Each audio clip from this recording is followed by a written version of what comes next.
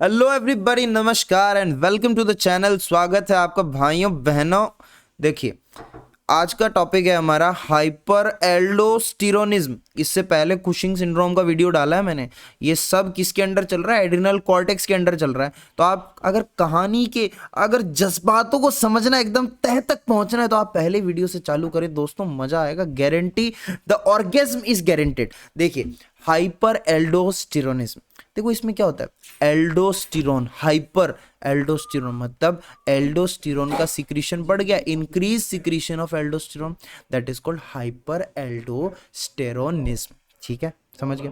अब इसके कॉजेज और टाइप्स की बात करते हैं। देखो, डिपेंडिंग अपॉन द कॉजेज, ये जो हाइपर एल्डोस्टेरोनिज्म है ये दो टाइप का होता है, एक तो प्राइमरी और एक सेकेंडरी। देखा, depending upon the cause of कि कैसे एल्डोस्टेरोन बढ़ा है, दो टाइप का, एक तो प्राइमरी हाइपर और एक सेकेंडरी हाइपर एल्डोस्टेरोनिज्म। ठीक है, बात समझ आई? यस और नो? बोलो बोलो। तो सबसे पहले हम बात कर लेते हैं प्राइमरी हाइपर एल्डोस्टेरोनिज्म की। देखो, प्राइमरी हाइपर एल्डोस्टेरोनिज्म में क्या होता है, ठीक है, इसको पहली बात तो यहाँ पे ट्यूमर बन जाता है। कहाँ पे? जोना ग्लोमेरुलसा में। ठीक है, देखो मेरी बात ध्यान से सुनो। प्राइमरी हाइपर एल्डोस्टेरोनिज्म को हम लोग कौन सिंड्रोम भी कहते हैं। क्या कहते हैं? कौन सिंड्रोम भी कहते हैं। बोलो क्या कहते हैं इसको? कौन सिंड्रोम कहते हैं। कौन? बोलो कौन? कौन सिंड्रोम इसको हम लोग कहते हैं। ठीक है, बहुत बढ़िया, कौन सिंड्रोम भी कहते हैं। नाउ, ये कैसे डेवलप होता है प्राइमरी हाइपर एल्डोस्टेरोनिज्म? देखो, अगर अगर एल्डोस्टेरोन कहां से रिलीज होता है? जोना ग्लोमेरुलोसा, जो आउटर मोस्ट लेयर है, zona glomerulosa of the adrenal cortex, वहां से ये एल्डोस्टेरोन रिलीज होता है। तो अगर यहाँ पे ट्यूमर हो जाएगा, ट्यूमर में होता क्या भाई, सेल्स का नंबर बढ़ जाता है। सेल मतलब एक नॉर्मली एकदम धड़ल्ले से ऐसे डिवाइड करती हैं, तो फिर उसमें क्या होगा, ज्यादा एल्डोस्टेरोन बनने लगेगा, तो हाइपर एल्डोस्टेरोनिज्म हो जाएगा। तो भाई हाइपर एल्डोस्टेरोनिज्म के केस में, कौन सिंड्रोम के केस में ट्यूमर हो जाता है, ये इस तरीके से, मतलब कि एल्डोस्टेरोन का लेवल बढ़ गया, इसको कौन सिंड्रोम कह दिया। इतनी बात है, ठीक है। अच्छा, यहां पे आपको पता है प्राइमरी हाइपर एल्डोस्टेरोन के अंदर इडेमा नहीं होता। Oedema does not occur because of the escape phenomena. अगर आपको ये टर्म समझ में नहीं आ रही, ये एस्केप फिनोमिना क्या होता है और ये इडेमा कहां से आ गया बीच में, तो आपको मेरे ख्याल से एक बार पीछे जाना चाहिए और एल्डोस्टेरोन का जो मैंने वीडियो बनाया वो देखना चाहिए। क्योंकि एल्डोस्टेरोन क्या करता है? सोडियम का रिटेंशन, सोडियम को रीअब्जॉर्ब कराता है, साथ में पानी आ जाता है, साथ में पानी आ जाता है। जब बहुत ज़्यादा ये होने लगेगा तो क्या होगा, बहुत ज़्यादा पानी, इडेमा, वो सब पहले मैंने एक्सप्लेन किया अच्छे से, तो वो ज़रूर देखो आप। ठीक है, तो इडेमा प्राइमरी हाइपर एल्डोस्टेरोन में इडेमा नहीं होता, ठीक है, सेकेंडरी में होता। प्राइमरी में इडेमा नहीं होता, आदमी नहीं सूजता, इडेमा नहीं होता, इडेमा डज नॉट अकर। ठीक है, क्यों? Because of the escape phenomena of the kidney. Escape phenomena of the kidney, I have explained escape phenomena in detail in that video. Okay, next चीज, secondary hyper aldosteronism. Secondary hyper aldosteronism क्या होता है भाई? ये extra adrenal cases causes की वजह से होता है। एक्स्ट्रा एड्रिनल कैसे? या फिर तो अपना कंजेस्टिव कार्डियक फेलियर या nephrosis related to kidney and toxaemia of pregnancy and cirrhosis of liver, these may be the extra adrenal, मतलब ये these are not related to adrenal gland, you know, क्या adrenal gland से related नहीं, तो these are due to extra adrenal causes. ठीक है, सो इनकी वजह से सेकेंडरी हाइपर एल्डोस्टेरोनिज्म होता है। कौन से कॉजेस बताओ मेरे साथ, आंखें बंद करके बोलो। आंखें बंद करके क्यों बोलना? अरे याद होगा। देखो, सेकेंडरी हाइपर एल्डोस्टेरोनिज्म कैसे होता है?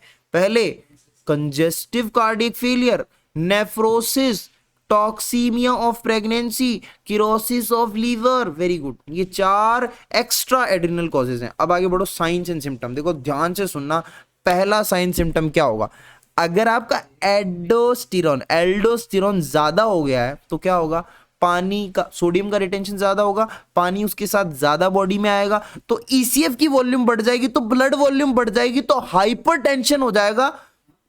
That's it. तो पहला, ईसीएफ की वॉल्यूम बढ़ेगी तो ब्लड की वॉल्यूम बढ़ेगी, तो हाइपरटेंशन होगा, क्योंकि ईसीएफ की वॉल्यूम और ब्लड की वॉल्यूम बढ़ गई है। नेक्स्ट चीज, एल्डोस्टेरोन का दूसरा फंक्शन क्या, पोटेशियम का एक्सक्रीशन कराता है। भाई अगर पोटेशियम का ज्यादा एक्सक्रीशन, अगर ज्यादा एल्डोस्टेरोन होगा तो ज्यादा पोटेशियम बाहर निकलेगा ना, और अगर ज्यादा पोटेशियम बाहर निकलेगा तो क्या होगा, इसकी वजह से यार रीनल डैमेज होने लगेगा। किडनी जो है वो कंसंट्रेटेड यूरिन बनाना बंद कर देगी, kidney will fail to produce the concentrated urine, और इसकी वजह से क्या हो जाएगा, बोलो क्या हो जाएगा, पॉलीयूरिया या पॉलीडिप्सी। हाय मेरे बालम थानेदार चलावे जिप्सी, हाय हो गया तेरे को पॉलीडिप्सी, पॉलीडिप्सिया। तो पॉलीयूरिया, पॉलीडिप्सिया, ये आपका होता है कुल मिला के साइंस एंड सिम्टम्स में। खत्म हो गया क्या, नहीं खत्म नहीं हुआ, अभी और बचा है मसाला। एक मस्कुलर वीकनेस, क्यों भाई, पोटेशियम नहीं होगा मसल वीक हो जाएगी, पोटेशियम नहीं होगा, पोटेशियम का डिप्लीशन हो रहा है, मसल वीक हो जाएगी, समझ गए मेरी बात को। एक मेटाबॉलिक एल्कलोसिस, मेटाबॉलिक एल्कलोसिस क्यों क्यों क्यों क्यों क्यों, क्या आपको पता है एल्डोस्टेरोन जब रिटेंशन करता है ना सोडियम का, यानी सोडियम का रीएब्जॉर्प्शन कराता है, तो उस टाइम पर एच पॉजिटिव को एक्सचेंज में वापस अंदर भी डालता है रीनल ट्यूब्यूल के, यानी Na पॉजिटिव तो रीनल ट्यूब्यूल से इधर बॉडी में आएगा और H पॉजिटिव को बाहर फेंक दिया जाएगा, निकल।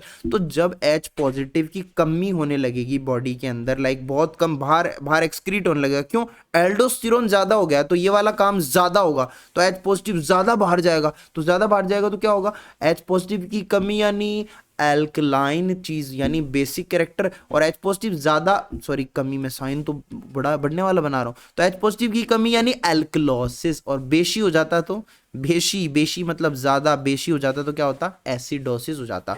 तो देखो हाइपर एल्डोस्टेरोनिज्म के अंदर क्या होता है, मेटाबॉलिक एल्कलोसिस होता है, ये याद रखना।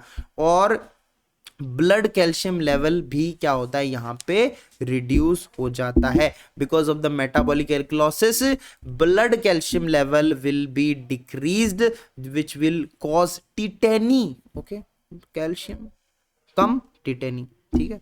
इसको डिटेल में समझने के लिए देखें पैराथायरॉयड ग्लैंड, उधर समझेंगे कैल्शियम लेवल कैसे क्या होता है, कैल्शियम मेटाबॉलिज्म का अलग वीडियो बनाया, वो देखें, ज्ञान को विस्तृत करें बच्चों। आगे बढ़ते हैं। ओह वेरी गुड, तो हमने सक्सेसफुली क्या कंप्लीट कर लिया, हाइपर एल्डोस्टेरोनिज्म कंप्लीट कर लिया। अब एक छोटा सा, एक प्यारा सा, एक नन्ना सा मुन्ना से एक और वीडियो बनाएंगे जिसके अंदर हम एड्रीनोजेनाइटल सिंड्रोम भी कर लेंगे। तो ये भी बड़ा आसान है, इसमें भी कुछ है नहीं, देखो तो मजा आया होगा, मैं उम्मीद करता हूँ मजा तो आया ही होगा, मतलब तो बस ठीक है, ऐसे ही मजे में पढ़ते रहिए, मजा हो जाएगा, मतलब बहुत ऐसे। तो चल मिलते हैं नेक्स्ट वीडियो में, till then do like share comment subscribe, जो हो सकता है वो सब कर दीजिए। Till then take care, bye bye, see या।